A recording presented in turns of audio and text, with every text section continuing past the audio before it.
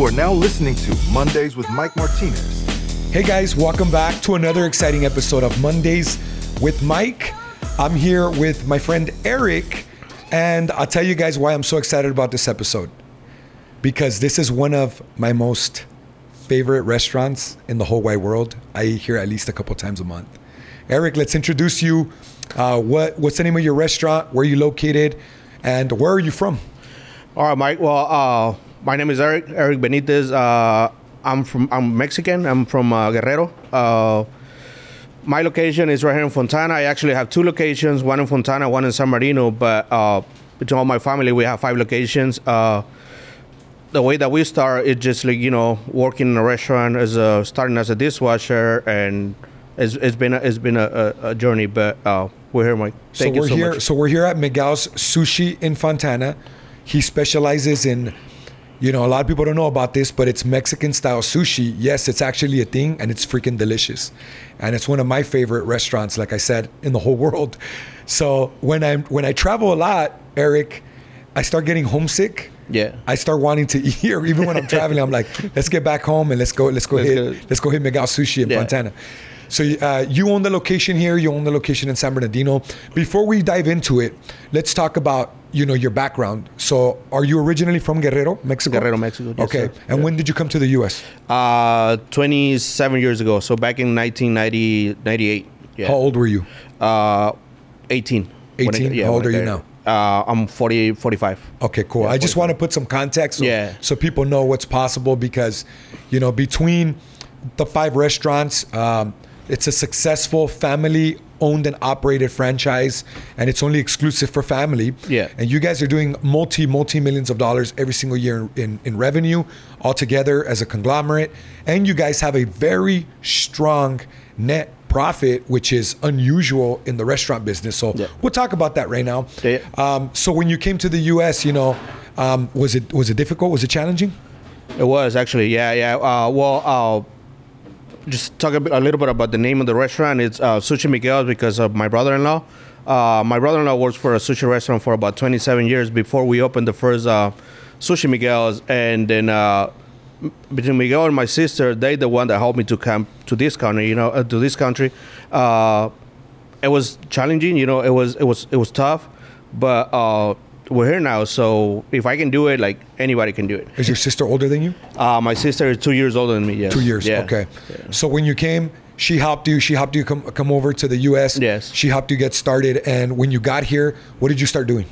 Dishwasher, car wash. At her restaurants. At the restaurant that my brother-in-law Miguel used to work at. Oh, so it wasn't the restaurant yet? No, it wasn't the restaurant yet. He worked for like 27 years for a Japanese restaurant before we opened the first Sushi Miguel's. Okay. So yeah, I was a dishwasher. I was doing car wash in the mornings, dishwasher in the evenings, so working like 16 hours a day, between both. So I think we should probably focus on how he got started, because it sounds like when you came over, they helped you cross, they helped you get here to the U.S. Yeah. They got you a job. You were working, at a restaurant where he was working. And how did he get started then? Well, the same way. I mean, he came here like back in 1980. I want to say 84, 85, and he started working the same thing as a dishwasher at that location, at that restaurant. I don't know if I can say the name of the restaurant, but it's Sayaka's in Colton. Probably a lot of people know.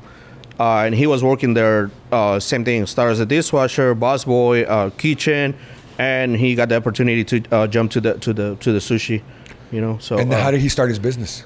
His business. Okay, so when we were working at that place, so the lady, she decided to sell the business, and then my sister, which is the brain of the whole corporation now, she started saving her Miguel's tips, because that's how we make most of our money is on tips, I love it. So my sister, she was saving all the tips, like $50 a day, $60 a day, and she was saving all the money. And then when the lady decided to sell the restaurants, and my sister and my brother-in-law goes like, all right, so we're done. We're not going to stay here. We're going to do our own thing. And we found this little place in Colton, which is the first location, the main location of the Sushi Miguel's, the first one. It was a Chinese restaurant, and we got the chance because the restaurant got shut down. and then it was pretty much everything there, which since was already like an Asian food, so Plug and play. Yeah, so that's how we start. That was the very first one. That was the very first one, the original one. How did they? So how many locations did they have before you joined? Well, they only had that one, and we opened this one for me, the one in Fontana. Okay, yeah, I got it. What year did you open? Man, it's been 10 years, so I want to say 2015. Okay, and this one right here, yeah. I know we talked a little bit about this offline before we started recording. So how did you come up with the capital to open this restaurant? So this was the very first franchise. This is the second location of the business. Yes. How did you get the money to start this location? And, how difficult was it? How challenging was it? All right, so the first thing, the money, same thing. Again, my sister and my brother-in-law, I borrowed the money from them to open this one, to buy this location in Fontana. And it was hard, especially here in Fontana.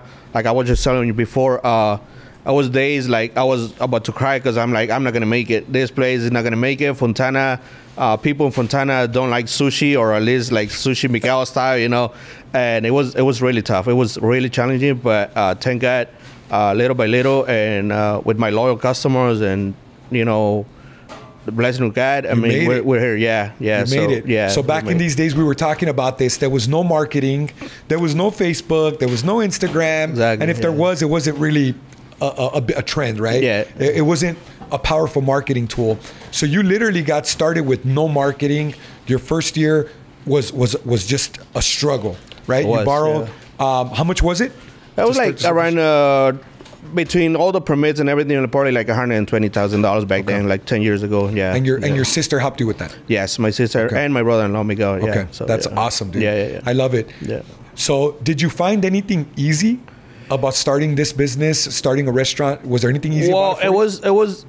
If it's something that was easy, the only thing that was easy for me is because I have the experience on the restaurant business, because I work in a few different restaurants before. We opened my Sushi Miguel's. I work in Redlands.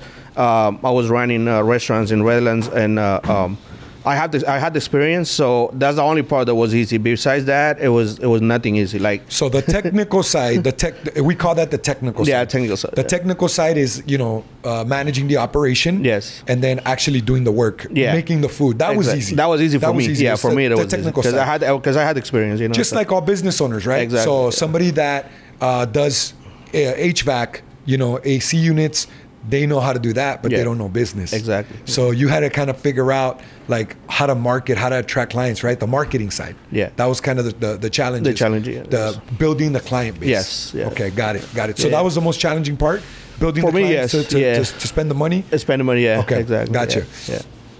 So we talked about as an entity, as a business, as a whole, with all the franchise and all the corporations. I mean, we're not going to talk exactly how much, but you guys are doing multiple millions of dollars with all locations, and you're hovering around the 30% net profit. Yes. Now, Eric, we talked about most restaurants, they do like 10% if they're lucky. So why do you think you've been so successful at having a higher profit margin? What do you think it is? Man, it's pretty tough, but I think it has to be like really good. You have to be organized. Okay. We know your sister's smart with finances. She's really smart. Like, actually, she's really smart. I mean, you have to keep checking, your prices on your providers. Like your meat, your fish. I mean, it's a lot of things that you have to cut.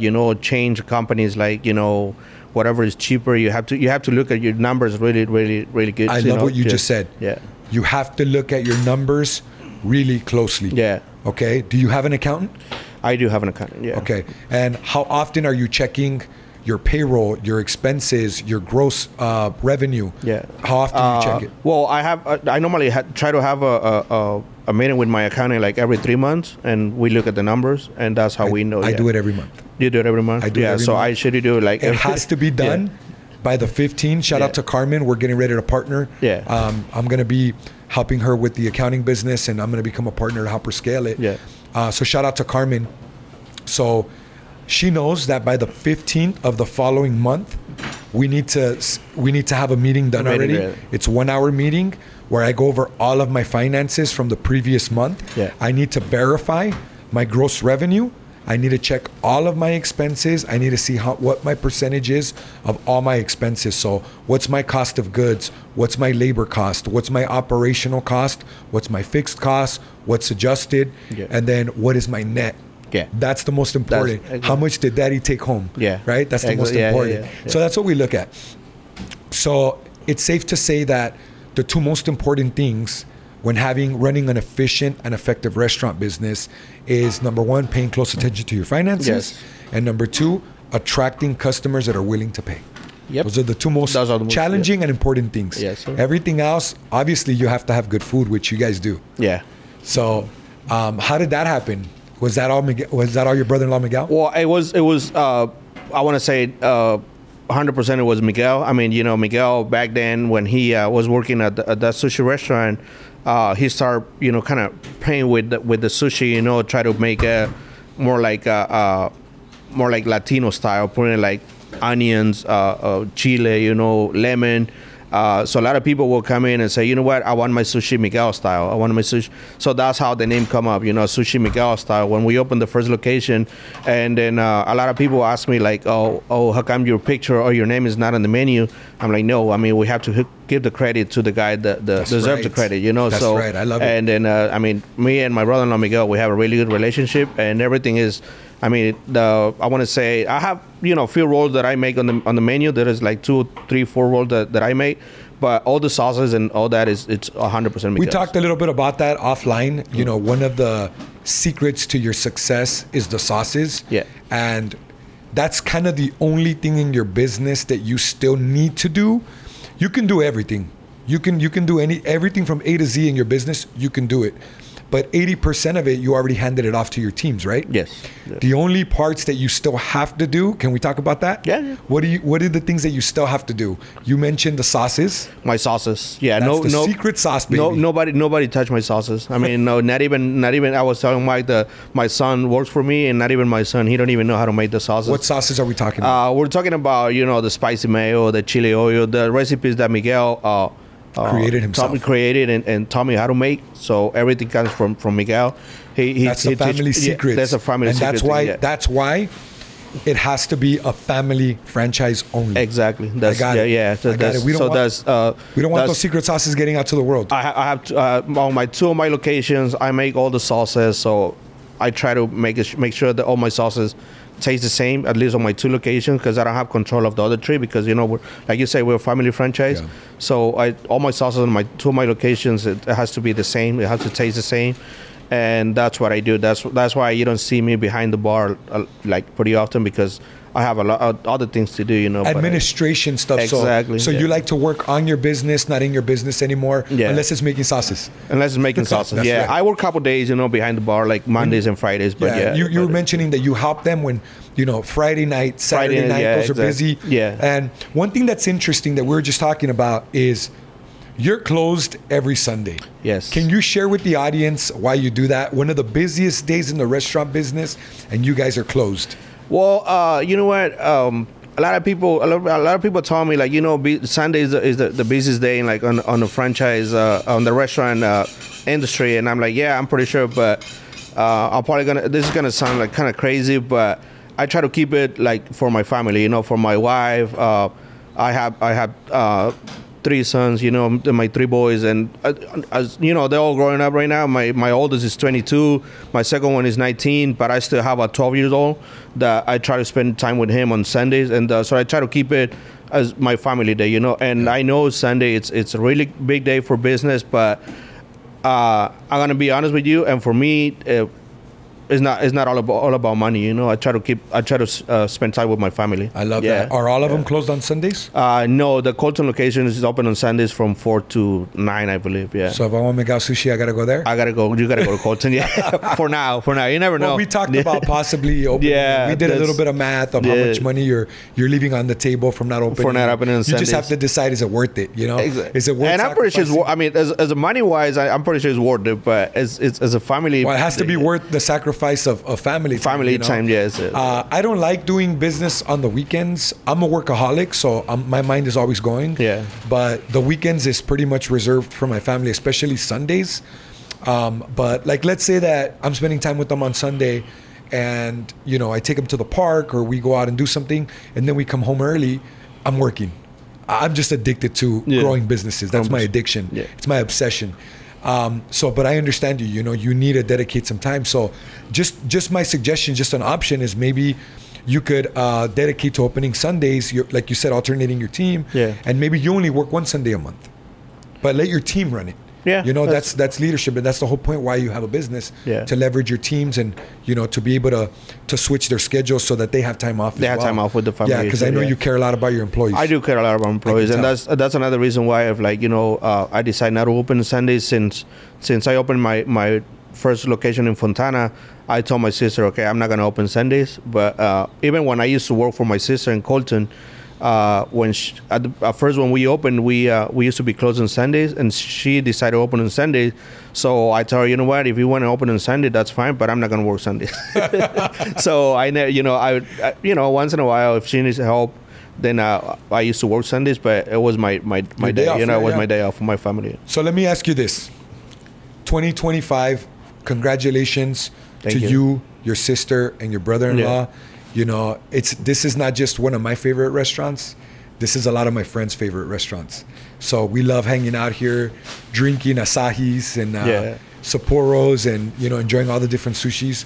So congratulations to you guys. Thank you. So I know that you have ambition. I know that you want to keep growing. Yeah. You understand in business, if your business is not growing, it's dying.